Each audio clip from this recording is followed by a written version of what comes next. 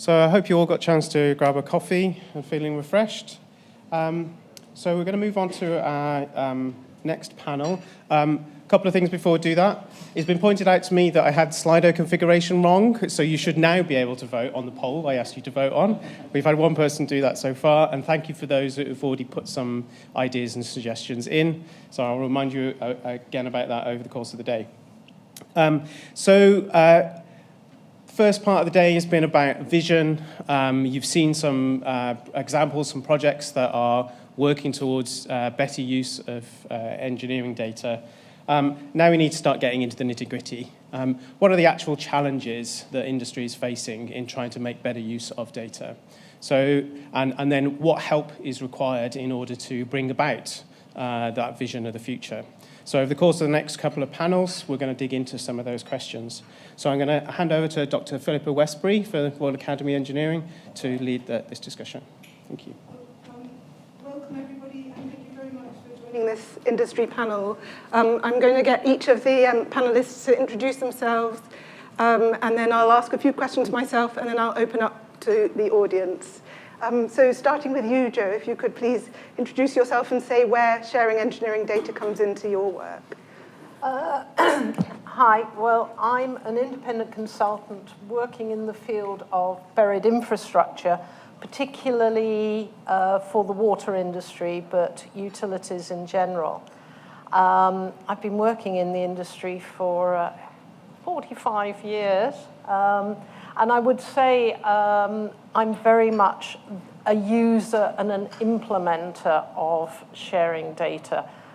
When it comes to the technicalities, I leave other people to get on with that, I admit. So, but I've been involved in a number of initiatives which are quite interesting. One has been around for a number of years, and the water industry, I think, has hid its light under a bushel in this country, because this was a world first, a national mains failure database, where all the water utilities contributed data about every time a water main failed, whether it was a big burst or a small leak. And the information was standardized. A number of them already collected that information. And that has provided a lot of useful data by looking at national trends, analyses, and actually, in some cases, affected regulation. So that's the first. Another one is a system for combining buried asset data from all different utilities. When anyone works in the street, they want to know what's below the ground. And up until a number of years ago, generally that had to be obtained from each different organization via, maybe if you're lucky, the web. CDs of information were exchanged, which was not very safe. In some cases, paper. And then Scotland set up what was called Scottish Fault in 2011, which was a world first. And again, they hid their light under a bushel, which was a web-based system of accessing any utilities' digital buried asset data. And then just recently, London has eventually followed suit, and we developed a trial system called HADES, Highways Asset Data Exchange System. And now the Geospatial Commission have agreed to extend the trial to a further trial in the northeast with the intention of going national. So that's really good news. And finally, an international initiative, which shows that it doesn't have to be big and it doesn't have to be corporate. One guy developed a very good system for analyzing leakage in water mains, put it free access on the database. Anyone can download the spreadsheet. But the deal is you then upload your data, which is anonymized, so you can actually see different countries, different organizations within the country, and compare your leakage levels to world leakage levels. So that was really one person who then got people on board and doing things and exchanging information. Thank you, Joe. That sounds they're fantastic examples. Volker, if you could introduce yourself and say where engineering data comes into your... So I'm Volker Buscher. I work for a company called Arab. We're an engineering and consulting firm. I used to run our consultancy services for clients for 10, 15 years. And then, so that used data. And then last year, I was asked to take a new role as a chief data officer. So the question about where data comes in is sort of comes in everywhere now. It probably doesn't go out enough from Arab to the rest of the world, if I look at Jen. But it's everywhere. We've got 8 strategic businesses, 5 regions, 70 countries we work in, 40 technical disciplines. And the question of data and what is all the data we need and what's all the data we have and how we generate value from that is just now ubiquitous, from the group board down to any graduate that we hire. And then secondly, the social usefulness. So Arab was created as a company to not just work for us as members, but also to create some social usefulness. So I don't think we've, as an industry or as a company, yet figured out what that is, but that's a big part of my scope. Thank you. And Peter, over to you. Hi, my name is Peter Vale. I'm the Engineering Information Manager on Tideway project. My sort of background, I've been both on the client side and design side and working in information management on a number of major infrastructure projects, including the Underground London 2012, Crossrail, for my sins. You know, I left 5 years ago, High Speed 2, and now Tideway. So it's very much at the coalface at working with lots of complex information through the whole design, construction, and then ultimately the operating side of the business. As Tideway, we also we're members of the Infrastructure Client Group. So Mark Enzer talked to you this morning about the Digital Framework Task Group, which was set up in support of Digital Build Britain. And what was also in the NIC Data for the Public Good report recommendation was the reality. We talk about the academic and institutional side. Well, it needs to be tempered by the reality of the client base and the doers, the actual industry. So the Infrastructure Client Group created a digital transformation task group. Lots of gobbledygook, you know, DFTG, digital transformation. But the aim there is that I represent Tideway on that and at the moment for the framework. So our job really is to look at what we're doing at clients and then how we can collectively work together and share best practice across all of the infrastructure clients to actually achieve and implement what we call digital. So that's a big task that I'm involved with. But on the day-to-day, the questions that we're going to be asked will deal with how we do it.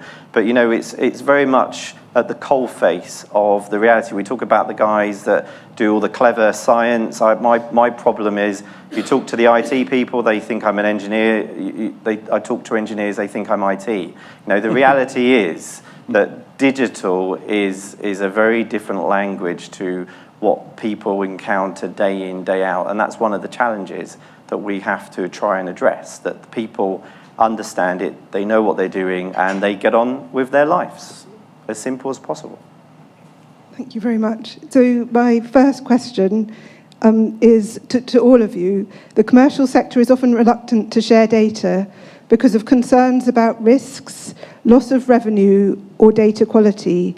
How do we address those concerns? Over to you, Joe. Well, data quality is an interesting one because a lot of the areas I work in, we're using data that in the past has been collected by people out in the field using systems that predate current technology. I mean, water companies, in some cases, have assets going back to the 19th century and data going back to the 19th century. Those assets have been buried since then. We don't know how correct it is. So you need to always have in mind that you know, if you can't see something or have no way of verifying absolute accuracy, you have to take that into account and take every opportunity when you can to verify that data and to indicate in some way, and it's not always easy, the level of confidence you have in that information. And there's been a lot of research into, well, how can we portray that, for instance, visually? So data accuracy, yes, it can be an issue, and, is wrong data worse than no data? Well, if you're digging a hole in the street and you think there's nothing there, and you have confidence, and then actually you find there is something under the ground, then actually, yes, it can be worse to have wrong data. So these things need to be considered. As far as the commercial aspects, my feeling is that most of them can be addressed if you take them seriously and look at ways around them. I've had to work with telecoms who are very loath to let other telecoms companies know if they have holes in the ground where the cables can be threaded through. But usually you can get round that information in all sorts of ways. For the Scottish system, they actually have a tracking system so that if anyone keeps downloading information, there's a limit on the amount of information they can download. If they keep going back and downloading adjacent areas, that gets tracked. So you've just got to look at the problem and then come up with a way to solve it while still achieving the end that you want to achieve. Sounds easy, but it's not. If it was easy, we wouldn't have a job. So. Yeah, exactly. So I think 3 or 4 years ago, we struggled finding good use cases. We found sort of evidence about why change our whole approach around data, and I think that has been solved now. When I started my role, I went through examples. We had floodings in Jeddah in 2009, killed about 120 people, where a more predictive model about flood risks in these unique events could have been built but didn't exist. Closing of Fourth Crossing cost the UK about £1 million a day. We're currently looking at refinancing large-scale wind farms that have been built 20 years ago, and the insurers are nervous about end of life and whether they give them another 10 or 20 years. So there's no shortage now of why we should be working with data differently. And I think people are seeing the evidence and the urgency. But the value chain, what we call the data value chain, is different from the current construction or engineering value chain. And those two don't meet. And I think there's work needed to align them. And the second is, even in my own company, it's not my own company, I'm a member of, the scalability is just not addressed. So if you look at when the music industry got disrupted, highly scalable web systems that Napster and others created assumed from day one an audience of 1 billion, and the internet as a principal distribution method. In our industry, the data architecture, or we call it data architecture, is still based around single disciplines or maybe large projects, like a mega bridge that we're designing, but not industry scale, globally shared data. And we need to introduce these scalable data architectures into the industry. Right, so you make a statement that there are problems, but we need to quantify that and actually understand what the issues are and how to address them. So I talked about the digital transformation task group. So one of the first tasks that we undertook when we started was to generate 2 reports. One was on commercial confidentiality, to look at really within the infrastructure client group, what were the barriers, what were the problems, and why we're not sharing, as well as a sort of backup, because the reality is a lot of those were under regulations as well. So it was about regulatory enablers. And the bits that came out of that was that, this clear requirement is to have leadership. The idea of having this idea that we talk about a digital twin.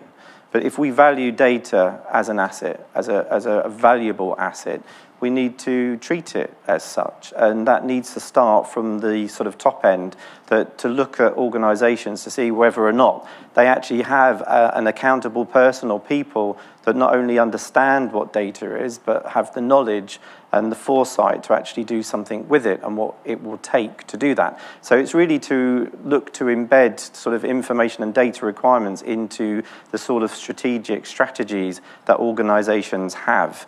And that was quite imperative to achieve success. We talk about the barriers.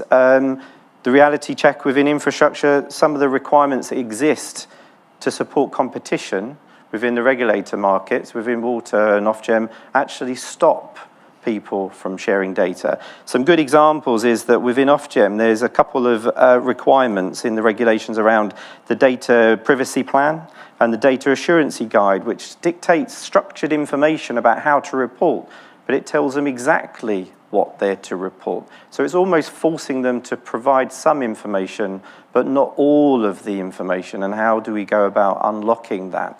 And that starts to really come from having standards and this idea of a data framework, which is what Mark Enzer talked about earlier with the digital framework, is that he talked about very much about the sort of the commons, but the information management framework is made up of 5 areas looking at the different aspects of the approach, the governance, the commons, around the strategies and procedures, what are the enablers, and how do we actually go about from where we are to where we need to be through whole change process. So, you know, problems exist, but what we do need to do is start really articulating what they are and then coming up with some real plans. And the challenge again was with the digital technology, we were all asked, do we have our own plans, our digital plans to deliver this? And the reality is that we may do digital things, but we don't necessarily join them up across, even within organizations, different departments. Do we know who are the responsible people?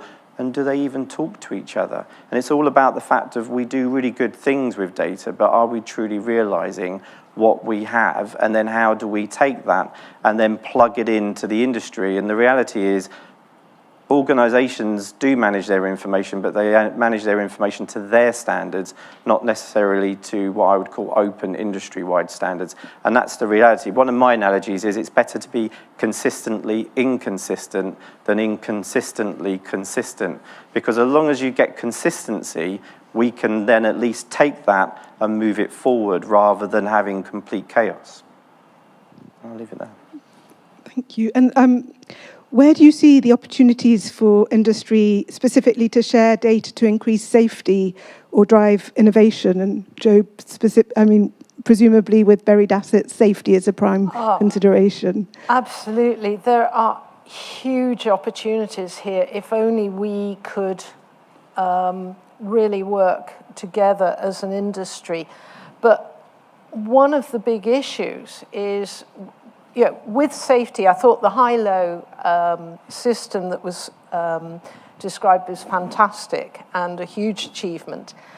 The problem is that when people are working in any area of construction, if they have a near miss or an actual problem, and particularly, for instance, a utility strike, they don't always want to own up to it. So you have to develop approaches which accept human fallibility, if you like. So that may be that they can report things anonymously. You've got to make it easy for them to report. So phone apps and that sort of thing are fantastic because now, it's easy to take photos and report things that might have required a piece of paper in the past. And believe me, dealing with pieces of paper when you're out on a construction site at 2 o'clock in the morning and it's tipping it down is not good. So you've got to remember what, the environment that these people are working in.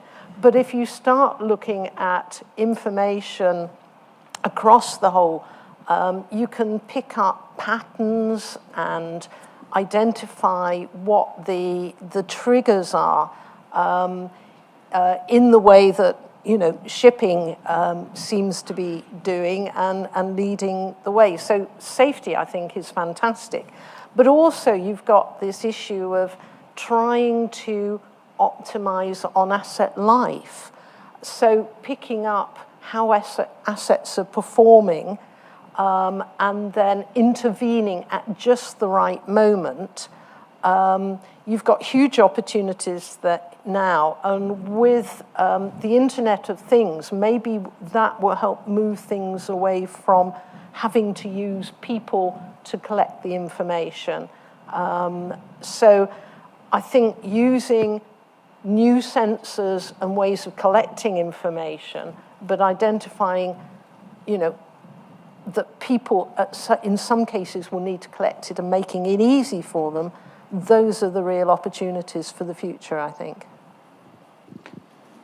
Safety and innovation in your... Yeah, so I think the assets that are interesting is those that have an impact on the broader system surrounding it. So if you take a port like Hamburg, it's near my hometown in Germany, there are probably 8 bridges that are strategically critical for the operation of the port, and if one of them goes down, the whole port will have to shut down within half a day. That would have huge economic and social impact on the whole city or region around Hamburg. So I think we'll see sort of critical assets looking at this early on and developing new strategies. As long as they don't develop then point solutions that you can quickly build and they address scalability, I think there'll be really interesting examples. The second is probably where people come at it not from our industry at all. So we're working right now with some real estate organizations who have large-scale portfolios, who are tech firms, who don't understand why there's no data architecture or that the data value chain is what it is. And they're just taking us completely outside of the industry norms and are working in a very refreshing way with us. So we're looking at, in each of our core markets right now, and who are the early adopters that will drive large-scale change. And then venture. I said this morning, last year was, I think, 12 billion. This year we expect over 20 billion of venture money going into the property industry alone. And they'll cause a lot of trouble. They're there to make things different. We don't always agree with their social usefulness ideas, or some of the smell of that money might not be right. But I think you have to look at those companies. And then China is where the innovation is happening. Again, we don't like the whole privacy data ethics bit, but once you can acquire transport data at the scale that they do, the ability to then develop machine learning or higher order capabilities is just so different from what we have here that they will start to export capabilities back to us that currently are just not being developed in the UK or in Europe, pretty much. I'll give some examples, especially on innovation. So something that exists is the Open Government License, version 3. So the idea is to say that we don't have standardization around sharing data. It exists, and if we talk about the Environmental Agency, going back 5 years ago, they were selling data. And they've very much changed to actually publishing that data with the idea that, they can't necessarily trust all of its quality, but it's better out there. And this is where we start talking about venture capitalists and innovators, is that, we really truly innovate when information is unlocked. And that's a real testament and a case study to show that information is available out there. And the reality is that those people that create information doesn't necessarily understand its true value. And no one really understands the true value until you actually give it out there to the industry. And it's proven that these small organizations have then hooked into the information and have then been able to utilize it in ways that the Environmental Agency didn't even think about, but the reality is there. Going back to safety, very much close to our hearts in construction, about the Dame Hackett report with Grenfell, where it talked about the golden thread. So that clearly showed that there was a breakdown between how people were sharing information or making that information available, and really that should be where there is an opportunity to get something behind the reality of outcomes that come from sharing data and not sharing data. And look, in infrastructure all along is poor information management that ultimately causes real events in rail. Relying on old bits of paper and not actually nurturing and having the stewards to look after the information results in poor maintenance, results in accidents, results in death. And this is the sort of thing where the opportunities are there once we start unlocking that data to truly innovate and actually resolve some of these issues. The maritime presentation we had earlier around risk. You know, we suffer from the point of view of talking to our consultants and it's the insurances and contracts. You know, that's what dictates their liability. That's what dictates how people behave, such that really, you know, the opportunities to share data are there. What we really need to do is try to identify those real barriers and see if we can actually change them and improve on them. That's great. Thank you very much. I'm going to open it up to you guys now for your questions. So if you've got any questions, please put your hand up. Yes, over here. Hi, thank you. It's just about ownership and clients, just in the engineering industry.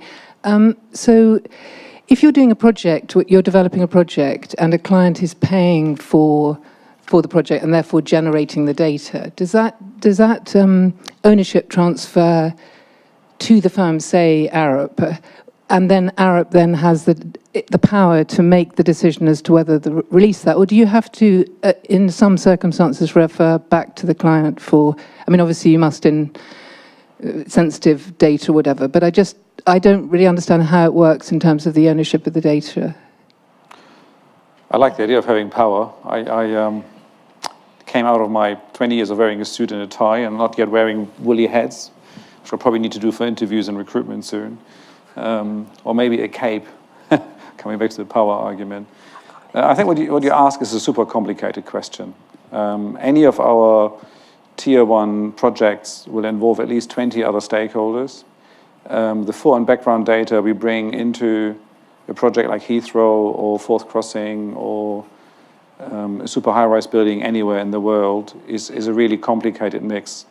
So I assume we'll have to go outside of this idea that the construction value chain will organize who owns what data, and we get back to where the music industry was, where the song itself has got metadata around it that deals with trust and ownership of that data. Now, whether that core data asset is this whole building, or whether that data is just a door or a light fitting, I assume it's going to be closer to the door and the light fitting, and then the metadata around that means you can build sustainable models around who originated what data and who owns it.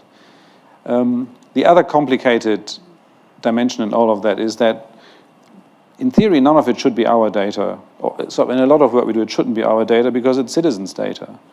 You know, so when we're currently playing with real-time underground trains in a system where you can monitor globally any underground train coming into any station or out of any station anywhere in the world.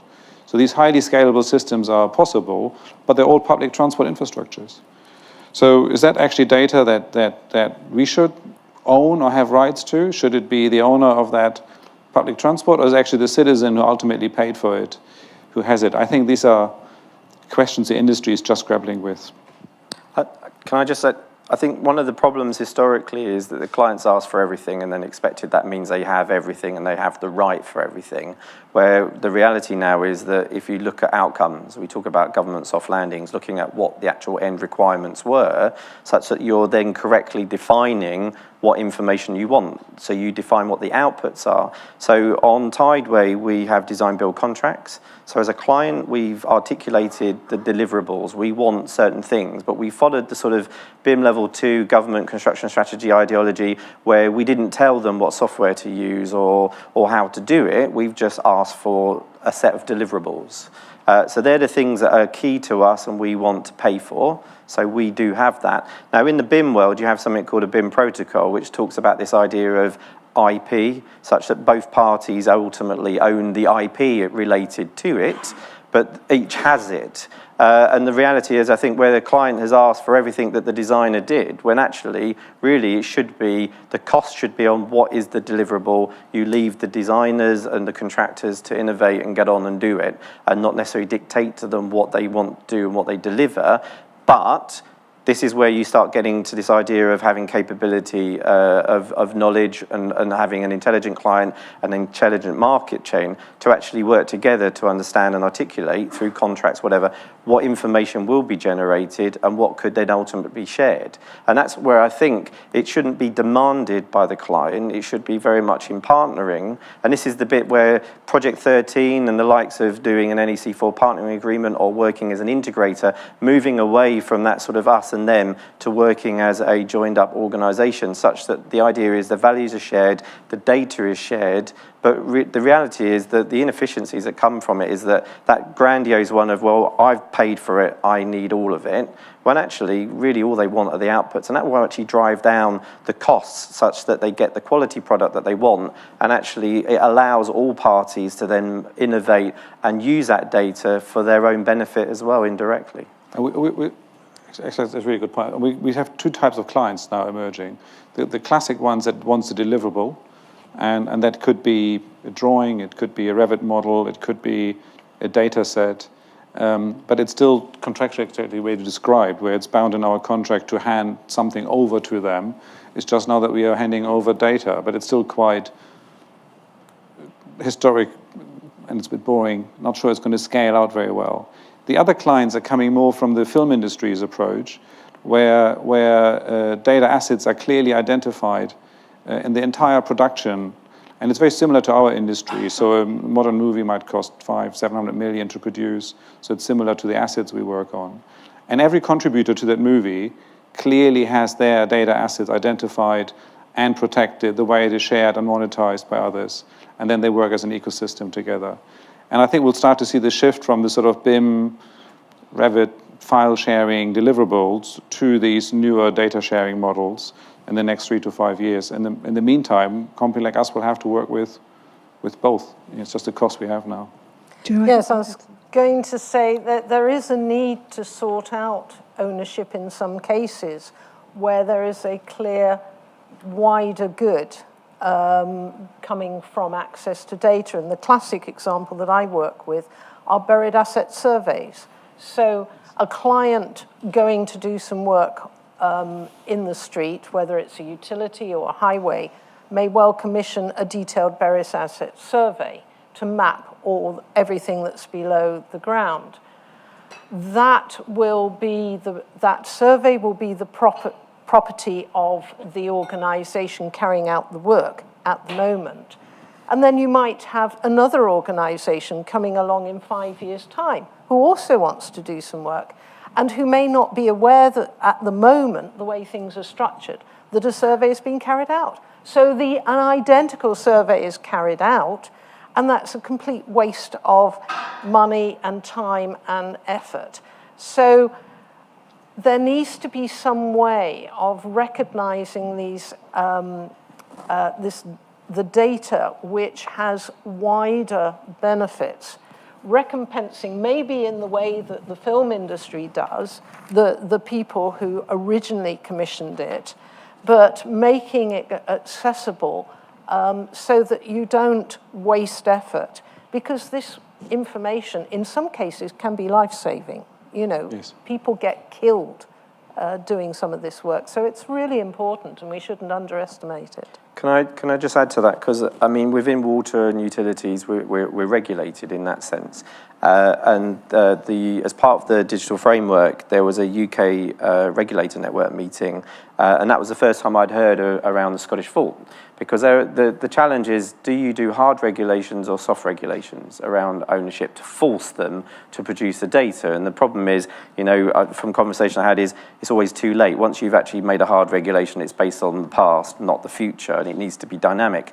But you do need to standardise. So one of the outcomes of that was to create an equivalent of a Scottish fault. But to do that, the likes of Network Rail were quite adamant that, that had to be a hard regulation to almost force some basic concepts of data, and it could be very much visual, geospatial information to go in. Because the reality is I grew up with the comedy sketches where you got the hole.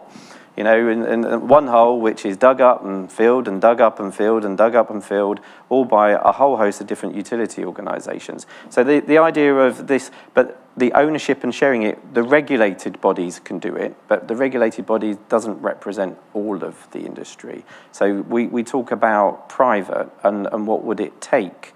And I know from this morning we talked about this idea of a common idea of good data sharing, but what are the penalties? And that's the real true problem, is there's so much data out there, and it's actually, if we all assumed in a utopian world it's all good data, you know, because we know it's not, but if it was good data, how do we unlock it? How do we get it? Who will then be responsible to maintain it, take ownership, liability for it? Because that was the sort of queries that came out of the Scottish Vault, that it was all great in principle, but it was a chuck it and leave, because they came up with a great concept, but actually the real true strategy should be, what's the stewardship, what's the money, what's the nurturing? That's the true cost of information management, that as data grows and grows and grows and grows, was too much. And actually, the reality check might be that we need to draw a line in the sand and actually let's start at basic principles and capture the minimum amount of information really well every time, and just accept the fact that there will be innovation going on with venture capitalists, but let them then show the rest of the world what could be done with it. I think our real problem is not just on ownership, is just actually the basic premise of what data and how do we look after it, how do we define it, you know. I think that nitty-gritty detail is where we are now. So your cartoon childhood, I live through in Lewisham every year. We seem to have holes. Even if there's no hole, they create one they can fill up afterwards to close the roads for a wee while again. And when we looked at this in the Smart London board, about 650 million a year of cost to London by the disruption that comes from unplanned or unscheduled works on our streets in London. The solution that was proposed, though, never got off the ground because of the trust issue and certain utility companies not wanting to share, and it seemed to be too hard to do. There was a lack of leadership. When Copenhagen tried to address a similar issue, they went in much stronger in terms of their moral powers and the leadership, but they chose a technical architecture and an approach with a combination of I think it was a Japanese tech firm and a UK startup, which was just appalling. Highly proprietary system, which wasn't opening up data at all. It was just creating a data vault for them to monetize on the idea that they control now all the city's data. It's genuinely shocking. So these are completely different examples why things didn't happen, but that was my point earlier. I think we now need to solve the real detail, because the ideas and the vision and the use cases, they are, you know, dozens of them around, but in execution, we seem to be failing still as an industry. Can I come in here? Yes. Because I project managed the setting up of Vault, so I know quite a lot about it. And that the Scottish Vault does not change any of the data. You know, the data is held by the people who own the assets. And the system is basically a way of accessing that information. The people who use it would have to access that information, whatever. That is a requirement, sometimes endorsed by regulation, partly endorsed by efficiency. You want to know as much as you can about the area you're working in. As I've said, it is as good as the information that the asset owners hold, and that will not, you know, sometimes that's excellent, sometimes it has shortcomings. The area that is still being developed in Scotland, and it is being developed, is then trying to capture more information about when you've dug the hole, well, what did you actually find compared with the information you originally given? And that's a slightly trickier problem, and that's what I talked about, you know, trying to get people to capture that information or finding ways of automating that so that, you know, for instance, either regulation, people won't, you know, people must take photos, otherwise they get fined by the Highways Authority, or under contracts so that The contractor must take a photo, otherwise they won't get paid for that repair.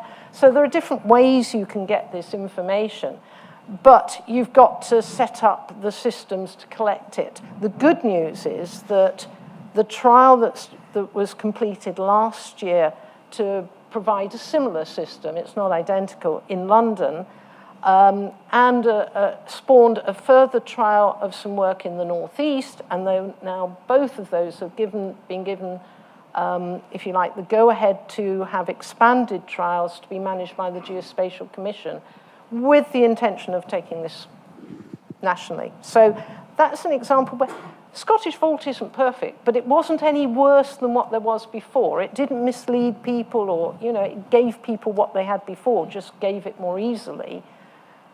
And then has actually spawned a lot of other activity such that maybe in a few years' time we might have a national system in England and maybe Wales as well.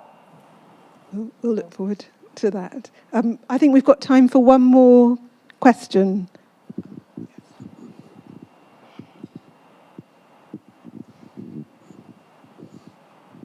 Thank you. It's David Crew from Turner & Townsend. So my question is, do we need an honest broker or a series of honest brokers to put all this data together, and how should we go about doing it?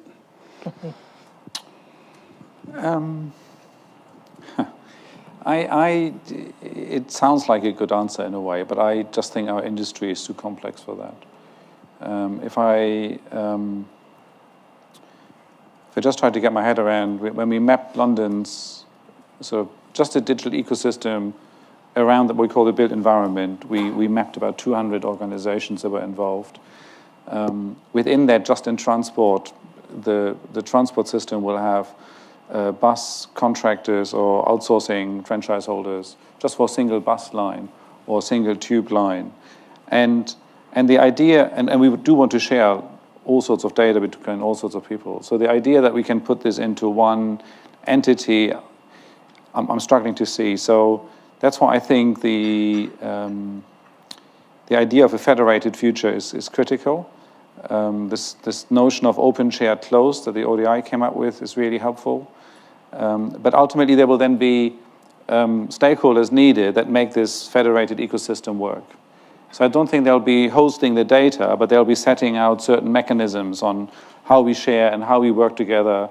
And these institutions currently don't exist. The standards or the frameworks don't exist, but I don't think it will be a single entity where the data sits to make that work. It's sort of, look at the web. Whenever people try to do that on the internet, it didn't really end well for them.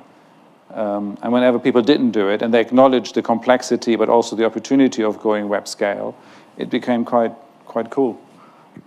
Peter and Joe, have you got one more thing to say no, on this, or how to make things work? Other than we don't know what we know. We think we know what needs to be looked at and addressed, especially with the Digital Build Britain's information management framework, where they're looking at the 5 key areas with the aim of, what will it take? I mean, ultimately, I don't know if we're going to be doing an end wrap up, are we or not? I think we've run out of time. In that case, use this. We talk about all the problems, but data's data. The bit that is stopping it is people. And it was an interesting, we talk about competency and knowledge. Training, there's just no training. People who have been, a number of white papers have said, well, we've had really no training in the last 2 years or 2 days, etc. Now, that's different from CPD about institution. We're talking about people now, and that's it. The investment's not there, which comes back down to the requirement to have whatever size organisation, a strategy or a framework or a way forward when it comes to digital. And this is where things like Digital Build Britain will start creating that framework that everyone could apply the basic principles about how it applies to their industry or their level of maturity. But at least we are moving forward. But I don't think we really understand or know what it will be. But this is a journey that we need to do, and we have started it. I'd just say, I'm not quite sure exactly what you mean by honest broker, but I think what it needs is leadership. And I think, there have been some changes recently that are starting to provide that leadership. The NIC, I think, has actually transformed things in providing a much more global view and pulling together of very fragmented areas. The Geospatial Commission can also provide some leadership. And in fact, I think one of the changes which allowed the Hades trial to take part was having a mayor and an organisation which provided leadership. So I would just like to maybe see, and I'm probably far too idealistic, maybe more understanding and leadership in government and the civil service. But, maybe I'm unrealistic there. Joe, Volker and Peter, thank you very much. We've learned a lot from your experiences, and there's an awful lot more we can learn hopefully over lunch, which is happening now. Thank you. Thank you. Thank you. Thank you.